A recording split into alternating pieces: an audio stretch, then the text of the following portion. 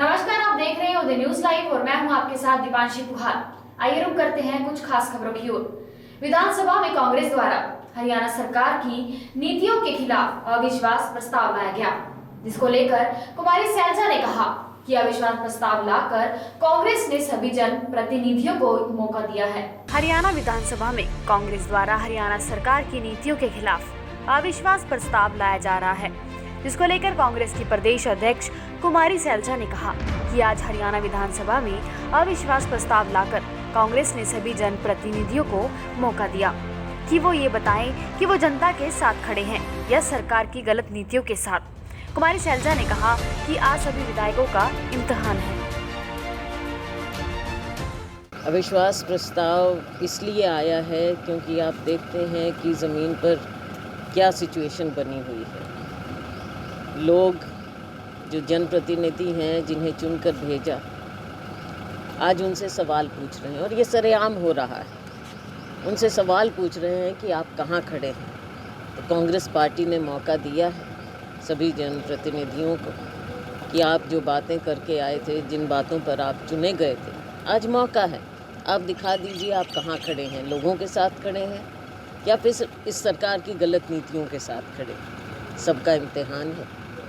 हम चाहेंगे कि विधायकगण अपनी आत्मा की आवाज़ भी सुने और लोगों की आवाज़ भी सुने और इस अविश्वास प्रस्ताव के हक में अपना वोट डालें, वहाँ पर खड़े हों, बोलें, बताएं, इस सरकार को चेताएं कि जो इन्होंने किया है हमारे हरियाणा की जनता के साथ, वो लोगों को स्वीकार्य नहीं है। विधायकों से तो बात होती रहती है और इसमें पक्ष विपक्ष सभी लोगों से बात होती है और बहुत से लोग हैं जो जिन्होंने सार्वजनिक रूप से अपनी नाराज़गी दिखाई है, अपना दुख भी प्रकट किया है। कईयों ने इस्तीफे भी दिए हैं अलग अलग पदों से। तो ये बातें लोगों के सामने है। तो ऐसे मौके पर अगर वो बैकआउट होते हैं तो लोगों के दरबार में जाएंगे, कैसे जवाब देंगे। वर्ल्ड रेसलिंग प्रसिद्ध हो चुके जगाधरी की रेसलर शैंकी सिंह अमेरिका जाने से पहले अपने गुरु को मिले, जहां उनका भव्य स्वागत किया गया। हरियाणा के शेर रेसलर शैंकी ने हाल ही में अमेरिकन रेसलर को WWE फाइट में सीजरो को हराया था। शैंकी एक बार फिर अमेरिका दौरे पर जाने से पहले जगाधरी अपने इंग्लिश गुरु से मिले। इस दौरान शैंकी ने बताया कि आज उनकी मेहनत और गुरुजनों के आशीर्वाद से उनको सफलता मिली है। हम आपको बता दें कि हरियाणा जगाधरी के मुखर्जी पार्क कॉलोनी निवासी भारतीय रेसलर शैंकी ने अमेरिका में हुई WWE फाइट में देश का नाम चमकाया है। ये 2015 की बात है, जब मैं एक अकाउंटेंट की जॉब कर रहा था यूनिवर्सिटी में। तो एक हाइट को लेके मैं थोड़ा ट्रोल में आता था, तो एक मन सा बनाया कि भाई कुछ अलग से करना है मेरे को। और तब जाके मैंने जो द ग्रेट खली हैं उनकी एक मैंने ऐड देखी थी। वो द कपिल शर्मा के शो पे आए थे, तो वहाँ पे उन्होंने बताया कि मेरी ऐसी एक अकेडमी है जलंधर में। तो फिर मैंने मन बनाया, फिर मैं वहाँ गया अपने दोस्तों के साथ। तो मैं उनसे मिला, तो उन्होंने बोला कि हाँ भाई आपकी हाइट अच्छी है तो आपका फ्यूचर बन सकता है WWE में, लेकिन ये गेम जो है वो बहुत टफ है। और साथ में उन्होंने थोड़ी फ़ीस ज़्यादा थी। एक मिडिल क्लास फैमिली के लिए इतनी फ़ीस निकाल पाना 25-30 हज़ार रुपये महीना, वो बहुत टफ था मेरे लिए, क्योंकि मैंने सारा अपना करियर था जो वो मैंने दाव पे लगा दिया था। आज मैं लक्ष्मी इन्फोटेक में आया हूँ। सर ने, उमेश अरोड़ा सर हैं, उन्होंने मेरे को यहाँ पे इनवाइट किया है। बहुत अच्छा लग रहा है उनके घर पे आके, क्योंकि मैं इन्हीं के एक इंस्टीट्यूट में पहले स्टूडेंट रह चुका हूँ, क्योंकि मैंने यहाँ पे एक टैली सीखी थी आई थिंक 2011 में। और सर ने मेरे को इंग्लिश स्पीकिंग कोर्स भी करवाया था, मेरे को याद है बिल्कुल। और उसी के मतलब बलबूते पे, क्योंकि मैं एक ग्रेजुएट हूँ महाराजा अग्रसेन कॉलेज जगाधरी से, तो टैली बहुत ज़रूरी होता है अगर आपको एक अकाउंटेंट की जॉब करनी है। तो टैली मैंने यहाँ से सीखी थी। फिर उसी के बलबूते पे फिर मेरे को वहाँ पे जॉब मिली यूनिवर्सिटी में। लेकिन जैसे मैंने पहले बताया, हाइट की वजह से मैंने अपना एक ड्रीम सा बना लिया कि मेरे को कुछ अलग से करना है और एक फैमिली को मैंने सपोर्ट करना है, क्योंकि शुरू से मतलब एक middle class family, poor family से चलते आ रहे थे हम। लेकिन अभी 2019 में फाइनली मैं सिलेक्ट हुआ हूँ WWE में। और अभी पीछे 26 जनवरी वाले दिन एक फ़ाइट भी आई थी मेरी, जिसमें WWE के सारे लेजेंड थे। सबने देखा है, रे मिस्टीरियो एक ड्रीम है। जब मैं स्कूल में पढ़ता था तो वीडियो गेम खेलने जाता था मैं, ये झंडा चौक है यहाँ पे पास में, मेरे को मैं आया हूँ बहुत टाइम बाद, तो सारी यादें ताज़ा हो रही हैं। तो वहाँ पे मैं गेम खेलता था, तो ये स्कूल की बात है 2006-07 की। तब मेरा एक फेवरेट प्लेयर होता था WWF का, रे मिस्टीरियो। तो उसके साथ मेरे को रेसलिंग करने का मौका मिला अभी हाल ही में 26 जनवरी वाले दिन। तो वो एक ड्रीम हो गया मेरे लिए कि कहाँ मैं स्कूल में जाता था और कहाँ एक जगाधरी से मतलब बिलोंग करता हूँ, और WWE पे एक लेवल है जो पूरे वर्ल्ड ग्लोबलाइजेशन एक वो प्लेटफॉर्म है WWE का, और हर एक रेसलर का एक ड्रीम होता है कि WWE में पहुंचकर अपने देश का नाम रोशन करना, अपने शहर वासियों का नाम रोशन करना। तो अभी मेरी एक जस्ट शुरुआत है। मेरे को मालूम नहीं था कि मेरे जगाधरी यमुनानगर के लोग इतना मेरे को प्यार करेंगे, सपोर्ट करेंगे। अभी मेरी एक शुरुआत, अभी मैंने बहुत मेहनत करनी है, क्योंकि अभी जो मेरा एक मुकाम है वो मेरे को अभी मिला नहीं है, और उसके लिए मैं मेहनत करता रहूँगा। और जो मेरा एक मकसद भी रहा है स्टार्टिंग में कि जो WWE का ब्रोक लेसनर है उसको हराना, वो मुझे लगता है कि वो बहुत मतलब ईजिली हो जाएगा मेरे लिए। पंजाब सदन में हुआ हंगामा, अकाली विधायकों ने नारेबाजी के बाद सदन से किया वॉकआउट। पंजाब सदन में हंगामा, अकाली विधायकों ने नारेबाजी के बाद सदन से वॉकआउट किया। अकाली विधायक विक्रम सिंह मजीठिया ने लगाए आरोप। अपनी मांगों को लेकर 8 मार्च को प्रदर्शन कर रही आंगनबाड़ी कर्मचारियों के साथ कांग्रेस के कार्यकर्ताओं ने बदसलूकी की। अकाली दल ने आंगनबाड़ी कार्यकर्ताओं के साथ बदसलूकी करने वाले कांग्रेसी कार्यकर्ताओं और पुलिस कर्मचारियों के खिलाफ कार्रवाई की मांग की और आंगनबाड़ियों के कार्यकर्ताओं पर दर्ज मामले वापस लेने की मांग की।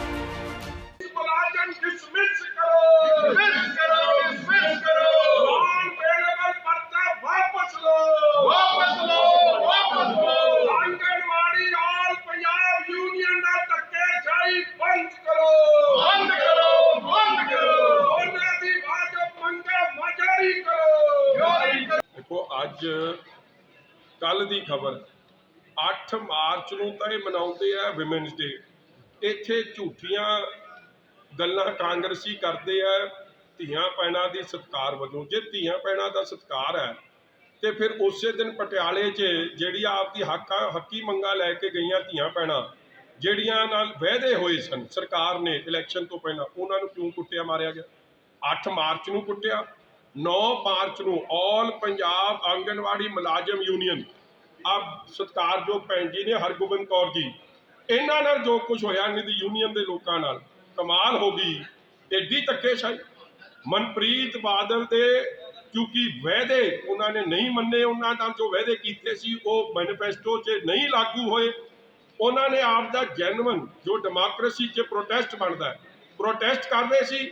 ਉਹਨਾਂ ਦੇ ਨਾਲ ਉੱਥੇ ਕਾਂਗਰਸੀ ਵਰਕਰ ਖਜ਼ਾਨਾ ਮੰਤਰੀ ਦੇ ਦਫ਼ਤਰ, ਉਹਨਾਂ ਨਾਲ ਚੁੰਨੀਆਂ ਲਾਈਆਂ ਗਈਆਂ ਧੀਆਂ ਭੈਣਾਂ ਦੀਆਂ, ਉਹਨਾਂ ਨਾਲ ਅਸ਼ਲੀਲ ਹਰਕਤਾਂ ਕੀਤੀਆਂ। ਇਸ ਤਰੀਕੇ ਦੀ ਜਿਹੜੀ ਧੱਕੇਸ਼ਾਹੀ ਹੋਈ ਹੈ ਉਸ ਨੂੰ ਕੰਡੈਮ ਕਰਦੇ ਹੋਏ ਕਾਂਗਰਸ ਵਰਕਰਾਂ ਦੇ ਖਿਲਾਫ ਪਰਚਾ, ਜਿਨ੍ਹਾਂ ਪੁਲਿਸ ਮੁਲਾਜ਼ਮਾਂ ਨੇ ਉਹਨਾਂ ਨਾਲ ਧੱਕੇਸ਼ਾਹੀ ਕੀਤੀ ਆ ਉਹਨਾਂ ਦੇ ਖਿਲਾਫ ਐਕਸ਼ਨ, ਤੇ ਜਿਹੜਾ ਉਹਨਾਂ ਤੇ ਪਰਚਾ ਬਣਾਤਾ ਗਿਆ ਆ ਧਾਰਾਵਾਂ ਲਾਤੀਆਂ 283, 34 IPC सेक्शन 8B, ये झूठे पर्चे वापस ले जा। हरियाणा विधानसभा के बजट सत्र में चर्चा के दौरान जवाब देते हुए मुख्यमंत्री मनोहर लाल हो गए भावुक। हरियाणा विधानसभा के बजट सत्र में मंगलवार को चर्चा के दौरान जवाब देते हुए मुख्यमंत्री मनोहर लाल उस वक्त भावुक हो गए जब उन्होंने एक प्रसंग का जिक्र करते हुए बताया कि महिला दिवस के अवसर पर जहां सदन में कार्यवाही की कमान महिला विधायकों को देकर उन्हें सम्मान दिया गया, वहीं सदन से जाने के बाद टीवी पर देखा कि एक प्रदर्शन के दौरान कांग्रेस के पुरुष विधायक ट्रैक्टर पर बैठे थे जबकि कुछ महिला विधायक ट्रैक्टर खींच रही थी। ये दृश्य देखकर वे पूरी रात सो नहीं पाए। कल महिला दिवस था और महिला दिवस सारे देश ने, दुनिया ने खूब अच्छे प्रकार से मनाया। विधानसभा में भी पूरे सत्र का संचालन ये समर्पित किया गया महिलाओं को। लेकिन यहां से जाने के बाद जब मैं टीवी देखता हूं, एक ऐसा भौंडा दृश्य, बंधुआ मजदूरों से भी बुरा महिलाओं के साथ जो व्यवहार किया गया। हमारे हुड्डा साहब, काद्यान साहब ट्रैक्टर के ऊपर बैठे हैं और उस ट्रैक्टर को खींच रही हैं हमारी बहनें, हमारी कांग्रेस की MLA बहनें खरीद रही हैं, और हमारी कलानौर की विधायक बहन शकुंतला खट्टक और हमारे ये ऐसे ही नहीं है, ऐसा ही नहीं है। और ये सिद्ध करने ये नहीं था मीडिया झूठ नहीं बोलता, टीवी पर चला है। और ये बैठे थे वहां ट्रैक्टर के ऊपर। अच्छा होता मान लो इनको एक प्रदर्शन करना भी था, बहनें ऊपर बैठती, बहनें ऊपर बैठ जाती है, ट्रैक्टर खींचते, ये लगते आगे, ये उसको जैसा खींच रहे थे बंधुआ मजदूरों की तरह, ये बनते खुद एक बार, प्रदर्शन का मजा भी आता, पता भी लगता। बता दे मुझे कांग्रेस के सारे विधायक ये दृश्य था कि नहीं था? ये दृश्य था। सारी रात मैं सो नहीं पाया हूं, शर्म करनी चाहिए।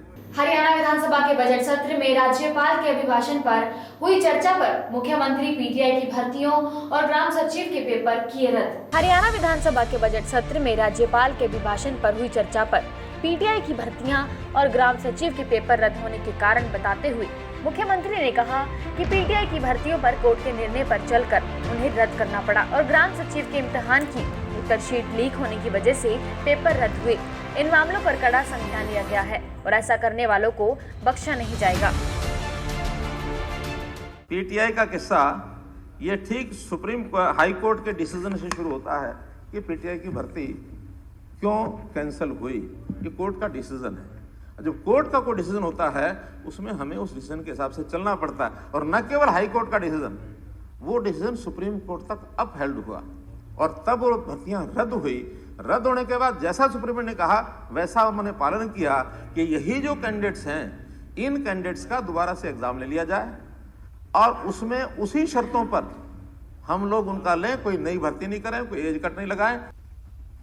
एक विषय आया ग्राम सचिव का। ग्राम सचिव में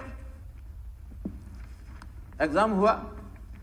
एग्जाम होते ही तुरंत ही जानकारी मिल गई कि इसके अंदर इसकी जो आंसर की है उसको किसी एक ढंग से प्रोक्योर किया गया है, वहां स्टाफ के अंदर से किया गया और उसको सारे प्रदेश में जो लोग इस गैंग में थे उन गैंग के माध्यम से वो की आंसर चली गई है।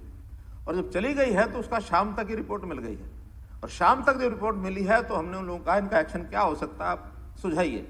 उसमें कई एक्शन थे कि भी एक बार चेक कर लेते हैं कितने से पास होते हैं, कितने फेल होते हैं, जहाँ जहाँ की गई है वो आंसर की उसका कितने लोगों ने नकल की, कितने नहीं की। अल्टीमेटली एक सख्त मैसेज देने के लिए ये काम गलत है और जो कल्प्रेट है उनको पकड़ो, उनके खिलाफ कार्रवाई करो और इस पेपर को रद्द करो। उन्होंने कहा 35 करोड़ का खर्च आएगा। हमने कहा 35 करोड़ सरकार देगी, लेकिन गलत ढंग से कोई भी सिलेक्शन ये हमको मंजूर नहीं है। हमें तो सिर्फ 35 करोड़ रुपए का खर्च देना है ना, बाकी कमीशन का काम है। कमीशन निर्णय ले, उनका कि आप 35 करोड़ देते तो हम इसको कैंसिल करेंगे, दोबारा कराएंगे। हमने कहा कराइए और एफआईआर लिखी गई। उस एफआईआर में आज अलग अलग जगह 8 एफआईआर हैं और इन 8 एफआईआर के अंदर 50 लोगों को अरेस्ट कर लिया है।